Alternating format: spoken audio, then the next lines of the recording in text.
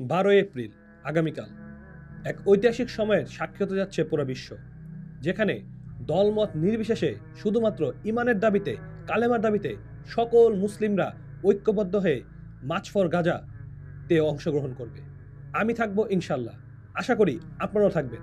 যেখানে থাকবেন সকল ঘরানার আলেম, সকল দলমতের মানুষ, সকল মিডিয়া, সকল সাধারণ মুসলিম যারা ইমানের দাবিতে ফিলিস্তিনকে ভালোবাসে, গাজাকে ভালোবাসে, গাজার পক্ষে আমরা দাঁড়াবো ইনশাআল্লাহ।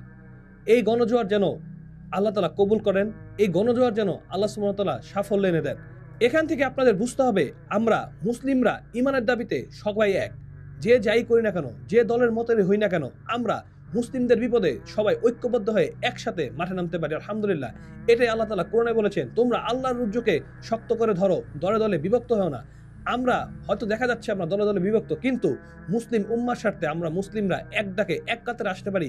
এটাই হলো মার্চ ফর গাজার একটি উদাহরণ। আলহামদুলিল্লাহ, আমাদের আশেপাশের যারা মুসলিম নির্যাতন হচ্ছে, যেমন আমাদের ইন্ডিয়া, আরাকানে আমাদের মুসলিমরা নির্যাতন হচ্ছে, তাদের বিরুদ্ধে এরকম একটি হুঙ্কার আমাদের দেওয়া উচিত, যাতে তারা বুঝতে পারে যে আমরাও ইন্ডিয়ান মুসলিমদের পাশে আছি, আমরা আফগান মুসলিমদের পাশে আছি, যেভাবে আমরা পাশে আছি প্যালেস্তাইনের। আসুন আগামীকাল মার্চ ফর গাজাকে আমরা সবাই মিলে সফল করি, যাতে বিশ্ববাসী জানতে পারে আমরা বাঙালি মুসলিমরাও ঐক্যবদ্ধ, আমরা মুসলিমদের বিপদে যে কোনো সময় ঝাঁপিয়ে পড়তে পারি।